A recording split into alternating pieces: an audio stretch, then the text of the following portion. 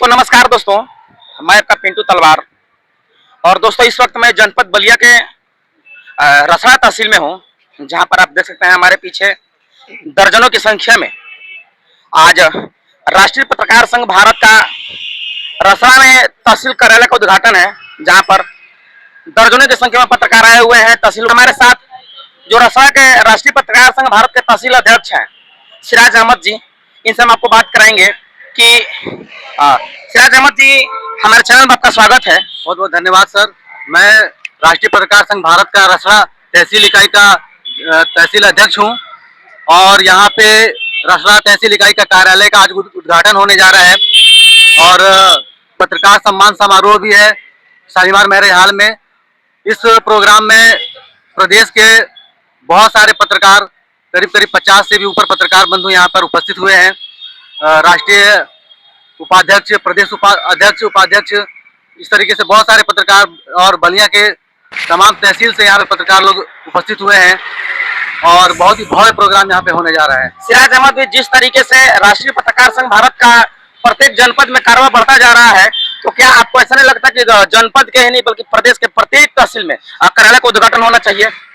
जी, मैं आपको ये बताना चाहूँगा कि आज 25 मई को यहाँ पर रसड़ा तहसील कार्यालय का उद्घाटन होने जा रहा है। इसके बाद सिकंदरपुर तहसील कार्यालय का उद्घाटन होने वाला है, इसकी भी सूचना मिल चुकी है जिला अध्यक्ष महोदय से। और उसके बाद बांसडीह और बैरिया तहसील का भी उद्घाटन होगा और बहुत ही जल्द उत्तर प्रदेश के तमाम जिलों में और तमाम तहसील में राष्ट्रीय पत्रकार संघ का कार्यालय खुलेगा। बहुत ही तेजी के साथ राष्ट्रीय पत्रकार संघ आगे बढ़ते जा रहे हैं और बड़े बड़े अखबार से जुड़े हुए जो पत्रकार बंधु हैं वो राष्ट्रीय पत्रकार संघ में जुड़ रहे हैं और ये संगठन बहुत ही तेजी के साथ मध्य प्रदेश से लेकर के कई सारे जो है प्रदेश में ये फैल चुका है। और सिर्फ प्रदेश में ही नहीं बल्कि हमारे विदेशी मुल्कों में भी 22 मुल्कों में हमारा राष्ट्रीय पत्रकार संघ कार्य कर रहा है। वहाँ पर भी संगठन के लोग जो है वहाँ पे कार्य कर रहे हैं, संगठन वहाँ तक पहुँच चुका है। चलिए, बहुत बहुत धन्यवाद सिराज अहमद जी। तो दोस्तों, यहाँ पर और भी जो लोग हमारे पत्रकार हैं, जो राष्ट्रीय पत्रकार संघ भारत के एक मंडल अध्यक्ष जी हैं नित्यानंद सिंह जी, इनसे हम आपको बात करेंगे। नित्यानंद सिंह जी, जिस तरीके से आज रसड़ा तहसील में कार्यालय का उद्घाटन हो रहा है, क्या कहेंगे पत्रकारों के लिए?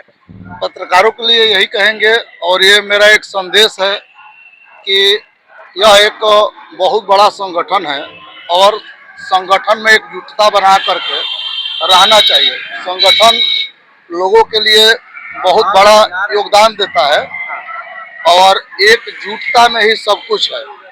और आजकल कुछ पत्रकार लोग हैं जो कि गलत सही भी उजागर करते हैं, उन लोगों के लिए भी ये संदेश जाएगा कि जो पत्रकार हैं उनको पक्षकार नहीं होना चाहिए। पत्रकार को दोनों पक्ष की बात और हकीकत उजागर करना चाहिए और पत्रकार एक सफेद कोरा कागज की तरह होता है, उसको एकदम सीधा सही चीज आईना दिखाना चाहिए। नित्यानंद सिंह जी, जिस तरीके से पत्रकारों पर तमाम अवैध वसूली के और पैसा लेने का आरोप लगते रहते हैं, क्या वजह है ये जो आरोप लगते रहते हैं? कुछ तो पत्रकार सही दिखाते हैं तो लोग गलत भी आरोप लगाते हैं। हाँ।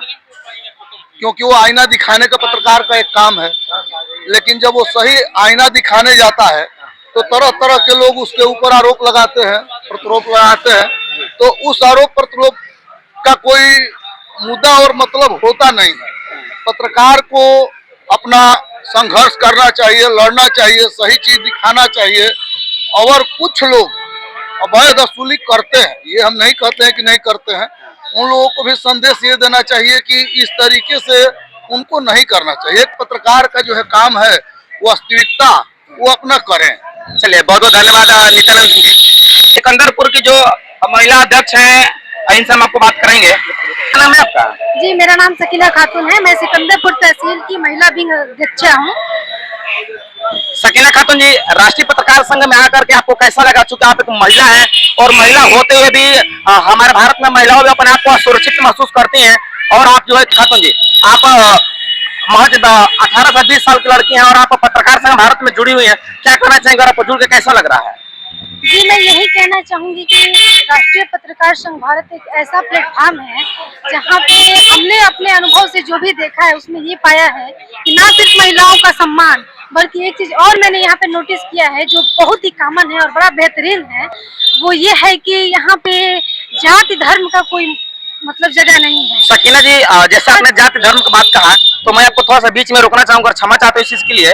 आप एक मुस्लिम समुदाय से हैं और जिस तरीके से मुस्लिम समुदाय की लड़कियां या औरतें बुर्का में रहती हैं, तो क्या आपको नहीं लगता कि आपको भी बुर्का में रहना चाहिए?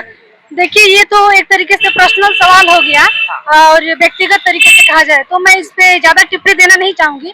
ये हमारा व्यक्तिगत मामला है और जो लड़कियां बुरखे में रहना चाहती हैं वो उनका अधिकार है, उनका राइट्स है, उनके लिए वो पूर्ण रूप से स्वतंत्र है और इसका हमारा भारतीय संविधान भी स्वतंत्रता देता है, उसमें हम टीका टिप्पणी नहीं कर सकते। लेकिन रही बात बुरखे में रहने ना रहने और काम करने आगे बढ़ने की, वो हमारे ज्ञान व्यक्तित्व पे डिपेंड करता है कि हम किस तरीके से कार्य करते हैं और कैसे आगे बढ़ना चाहते हैं। सकीना जी, हम तो क्षमा चाहेंगे यह चीज पूछने के लिए कि मैंने आपको व्यक्तिगत चीज पूछा है, लेकिन जो मुस्लिम समुदाय के लोग हैं जिस तरीके से पाबंदियां लगाते रहते हैं औरतों पे, मैं उस चीज को लेकर के पूछा और आपका व्यक्तिगत विचार क्या था वो मैं समाज की लड़कियों को, चाहे किसी भी जाति धर्म की लड़कियां हो, मैं उनके लिए बनाया। और क्या कहना चाहेंगे अपने समाज की लड़कियों को जो आपके तरह सोचती हैं? मैं यही कहना चाहूंगी कि हर एक माँ बाप को भी ये समझना चाहिए कि अपनी बेटियों पर प्रतिबंध ना ही लगाए तो बेहतर है, उनको समाज में खुला छोड़े, उनको समझने का अवसर दे, पढ़ने लिखने का अवसर दे।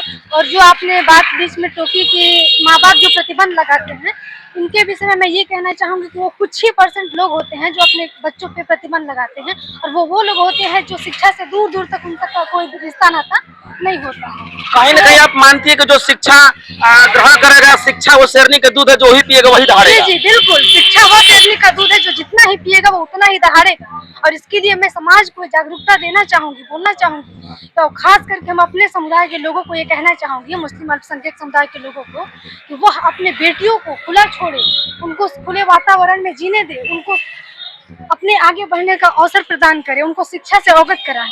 बस। जो राष्ट्रीय पत्रकार संघ के उपाध्यक्ष हैं अजय मिश्रा जी हैं, उनसे हम आपको बात करा रहे हैं कि किस तरीके से आज ये लोग रसड़ा तहसील में राष्ट्रीय पत्रकार संघ भारत का कार्यालय उद्घाटन में आए हुए हैं। तहसील रसड़ा के कार्यालय का उद्घाटन होने जा रहा है। हमारे बलिया जनपद के अध्यक्ष प्रांतीय उपाध्यक्ष सुरेंद्र सिंह जी, प्रांतीय उपाध्यक्ष मैं अजय मिश्रा। आप हमारे साथ देख सकते हैं राष्ट्रीय पत्रकार संघ भारत के प्रदेश उपाध्यक्ष अजय मिश्रा जी हैं, जो रसड़ा तहसील के कार्यालय उद्घाटन में आए हुए हैं। और आज के समय में पत्रकारिता कैसे करनी चाहिए इनसे हम जानेंगे। अजय मिश्रा जी, हमारे चैनल में आपका स्वागत है। धन्यवाद। अजय मिश्रा जी, आप एक अध्यापक भी रह चुके हैं और आपके पास जानकारी समंदर की तरह है। जिस तरीके से समंदर में अथाह मात्रा में चीजें उपलब्ध रहती हैं, उसी तरीके से आपके अंदर भी वो समाज में किस तरीके से पत्रकारिता करनी चाहिए, रहना चाहिए। तो आज हम आपसे बात करेंगे पत्रकारों के हित में। जो नए पत्रकार हैं, हमारे जैसे क्रांतिकारी पत्रकार हैं, हमारे जैसे नए सोच के विचार के पत्रकार हैं, जो कहीं ना कहीं कभी ना कभी किसी का टारगेट हो जाते हैं, कैसे पत्रकारिता करनी चाहिए नौजवानों को? हम आए हुए हैं रसड़ा तहसील के कार्यालय उद्घाटन और पत्रकारों के सम्मान कार्यक्रम में।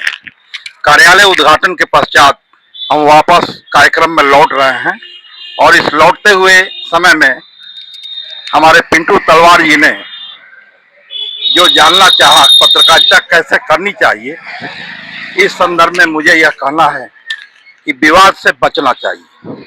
जो समाचार दो पक्षीय हो उनकी भी टिप्पणी ले लेनी चाहिए, तत्पश्चात खबर को देनी चाहिए। ये तो एक पक्ष रहा, पत्रकारिता से संदर्भित पक्ष रहा। अजय मिश्रा जी, आज आपको रसड़ा तहसील का उद्घाटन में आकर के कैसा लग रहा है, और इस संगठन के पत्रकारों के लिए क्या संदेश देना चाहेंगे आप? पत्रकारों के लिए संदेश है कि सच्ची खबरें बिना किसी विवाद के आपको छापनी है। आप